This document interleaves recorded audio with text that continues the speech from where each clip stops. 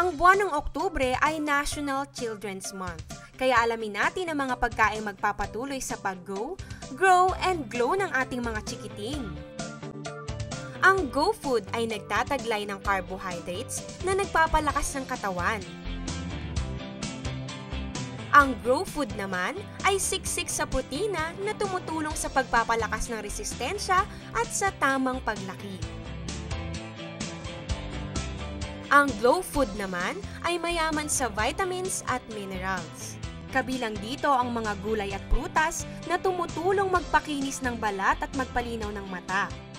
Kaya ang mga pagkain ito, laging ihanda para ang mga bata may wastong nutrisyon hanggang sa kanilang pagtanda.